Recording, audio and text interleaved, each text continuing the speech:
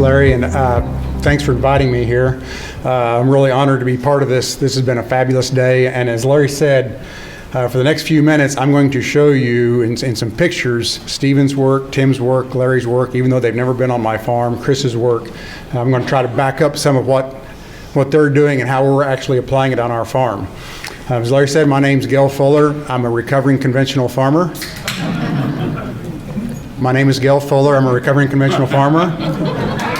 Hi, Gail. Thank you. Thank you.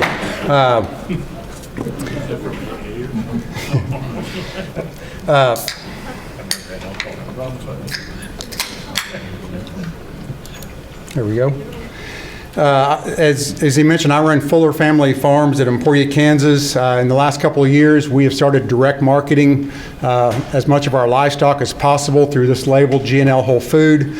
And the next year or so, we're going to start marketing some of our grains through this label also. Our mission, grow nutrient-dense food without hindering the next generation's ability to do so. Every decision we make on our farm is done with the soil in mind. With that, any management decision, whether we have an issue where maybe we need to make a tillage pass or a chemical pass or a grazing, if we've got a problem that's popped up, do we need an insecticide? We look at what would this management decision mean to our soil, and not just today or tomorrow, or not just ridding the insect, but what's it going to mean to the soil next week, next month, next year. And what we've learned from that, we have eliminated tillage on our farm, and because we put a focus on the soil, we've been able to farm much more biologically and really reduce a lot of our inputs. You've seen this, I think, in every presentation this morning. So, a nation that destroys its soil destroys itself. Thank God this is not my farm. This is a very good no-till farm in my area. This guy's very successful, both in financially and in no-till. But as you will learn, no-till is not the answer, just as organic is not the answer. Both are very good tools to have in the toolbox, but they are not the answer. I graduated high school in 1981, so like Chris Nichols said, I'm not going to tell you how old I am, but you can kind of figure it out from there. And I began farming right out of high school, conventional till until 1994 when we finally got it figured out how to get to no-till. In Kansas, NRCS numbers tell us that in conventional till we lose 5 tons of soil per acre per year. Switched to no-till in 1994. NRCS numbers in Kansas estimate 0.5 ton of soil per acre per year is lost under no-till. I can tell you my no-till numbers were much, much higher than that, and probably still 5 ton, because I didn't change my management when we switched to no-till. And also, the no-tillers all give themselves a big pat on the back because 0.5 ton of soil per acre per year, that's a fantastic number, right? Absolutely not. That is a horrible number. 0.5 ton of soil per acre per year is way too high. We cannot allow that to happen on our farms. But on my farm from 1981 to 2002, I lost 145,000 tons of topsoil. And I'm not a bad farmer. My neighbors just refuse to show you this number. But I know what I've done to my farm. I know what I've done to future generations. And in Kansas, if you wanted to buy a dump truck load of soil for fill for around your house or your garden, it would cost you about $20 a ton. At that, I've lost $2.9 million on my farm from 1981 to 2002. I doubt most farmers are including this on their financial statement because they wouldn't be very profitable if they were. But when you look at the $2.9 million just in soil that I lost in that time frame, that does not include any of the nutrients that went with it. And that number would go up exponentially if we put the nutrient value in with that soil that we lost. And what about the cost to you, to the taxpayer? United States, we're spending about $5 billion a year just cleaning soil out of water. That's just one element of the cost of the taxpayer. What about the burden to the next generation? Already seen this slide, I think, just about every presentation this morning. We're down to 60 years of topsoil left. 40% of our soil is degraded or seriously degraded. 70% of our topsoil is gone. That means that my children are going to have to learn how to farm a rock at the rate we're going today. And that's one burden I cannot pass on to my kids. So my question to you is, what will you leave to the next generation? For me, the buck stops now, the buck stops here, and it stops with me.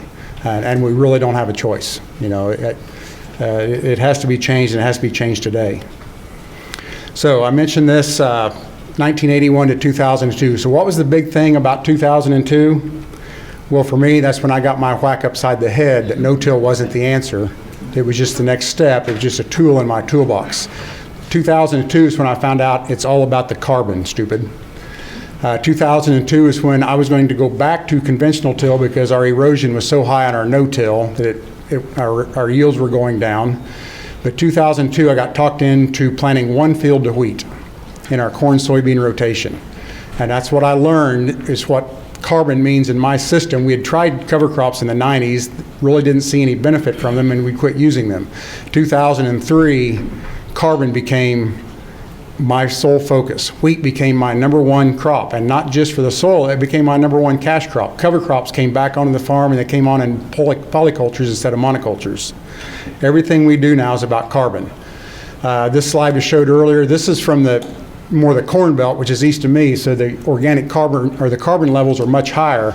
Actually, in Kansas today, we're down in here. Somewhere around 2%, a little above or below. My farm today, our worst farm is 4%. Our best farm is 7%. We have a plot that's 10.8. The 10.8, I got there. Can I sustain it? I don't know.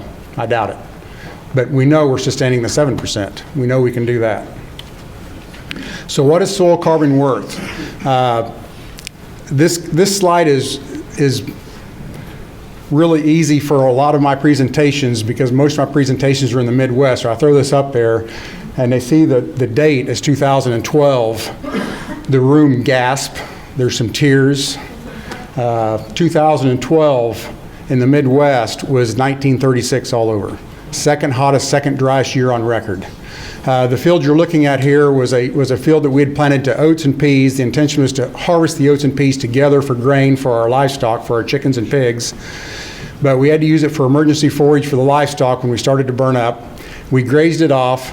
We planted a warm season mix because we knew we were desperate for forage. We were having to sell cows. So we planted it to this warm season mix that you can see over here on the left side of the screen. The entire field. Why did we only grow a warm season mix in one small area? Anybody have any ideas? Any guesses? Carbon. It's carbon. 2 years prior, we'd set one bale of hay there for the cows to graze.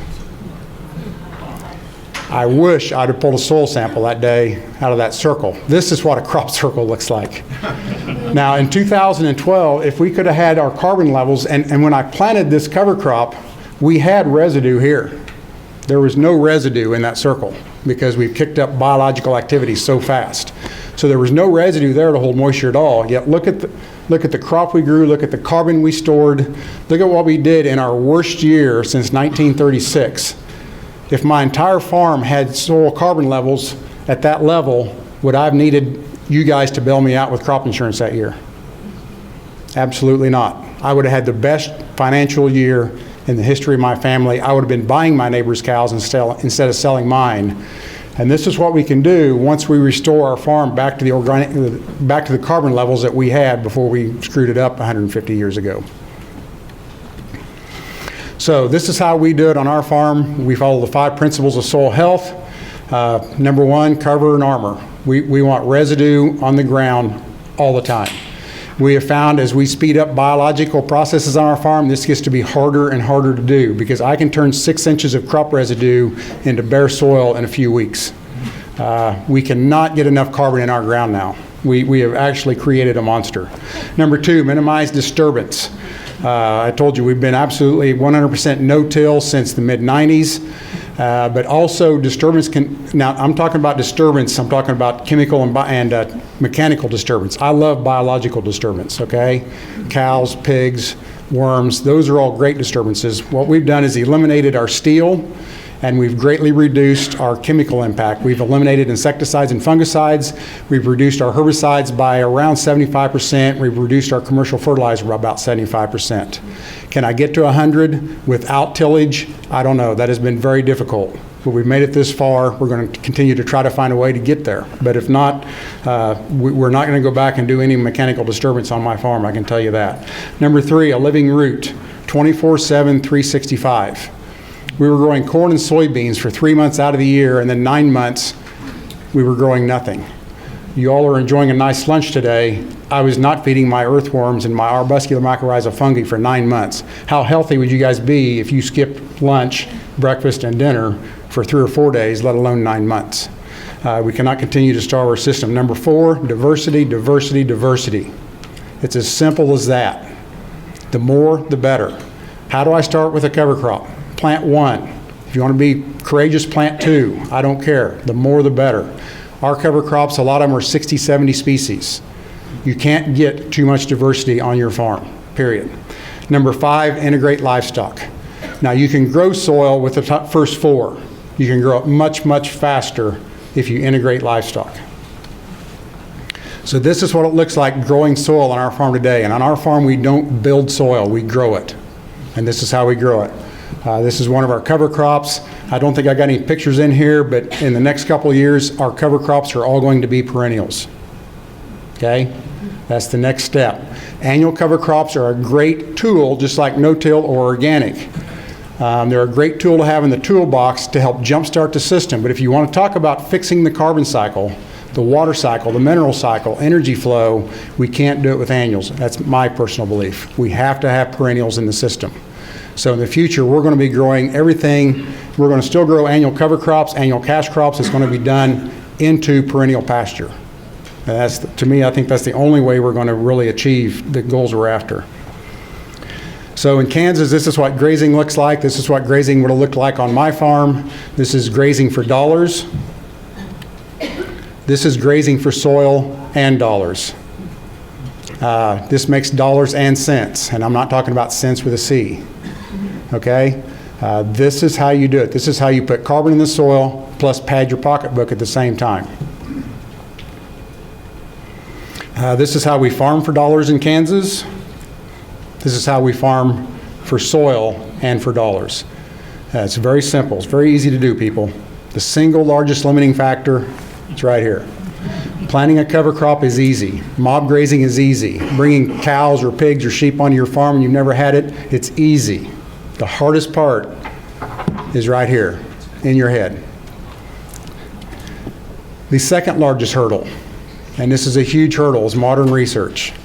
Modern research divides nature into tiny pieces and conducts tests that conform neither with natural law nor with practical experience. The results are arranged for the convenience of research, not according to the needs of the farmer.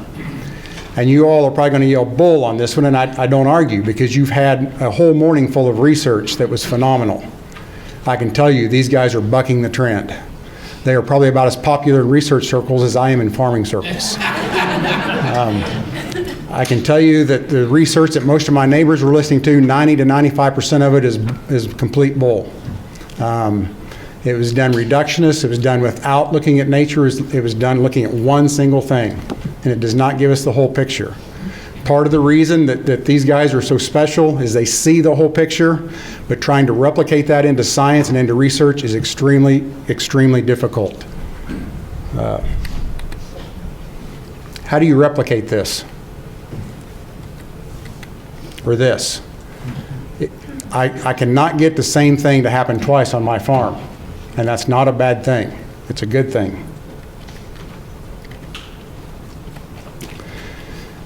So 2 years ago, NRCS did some infiltration tests on my farm. This is on probably my worst soil. We're very high clay soils in Kansas. I did not do any baseline work. I'm going to guess in the late 90s when I switched to no-till, our infiltration rates were probably a ½ inch an hour. So 2 years ago, NRCS came out on a Monday morning. We were 7 inches below normal rainfall for the year. This was mid-April. The previous Monday morning, we had a 2-inch rain that kind of started to break the drought. And for us in Kansas, there is no normal anymore, and I think that's pretty much global. We now go 4 to 8 months without rainfall, and then we get half to 2/3 of our annual precipitation in a 6 to 8 week time frame. So we broke this drought on the 7 days prior to NRCS showing up. We got a 2-inch rain on a Monday morning. The following Friday night, Saturday morning, we got another 5 inches. And on Monday morning, my infiltration was 6.5 inches an hour, and this is probably my worst infiltrating soil we have. So can we fix it? Yes, we can fix it very, very fast. The global water cycle is diminished because we have bare-degraded soils. We will not fix the water cycle without fixing the carbon cycle. In simple terms, we have an infiltration problem, not a runoff problem. Ray Archuleta, the voice of soil health for NRCS. The photo you see, I talked about the 2 inches of rain received on the first Monday morning that broke the drought. This is one of my neighbor's farms 30 minutes into that first downfall. This is conventional till. This is a grader ditch right here. You can see it's already full of runoff. This is 30 minutes after it started raining. We'd been 7 inches below average for the year. How drought resilient is this farm? Where was this guy going to get his income for the year? From you. Because he was going to collect a big crop insurance check at the end because he couldn't store any water. Essentially, all life depends upon the soil. There can be no life without soil and no soil without life. They've evolved together. So for us, it's about farming in nature's image. And there's a really, really good reason we need to farm in nature's image. And that reason is Mother Nature always wins. And if there's any Missourians here in the room, they're a little slow and they need to be shown. Mother Nature always wins. And we humans think that we can fence her in, dike her up, dam her up, and make her play by our rules. Tim, how's that working in California right now?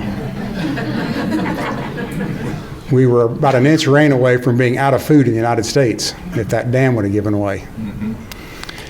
If we throw Mother Nature out the window, she comes back in the door with a pitchfork.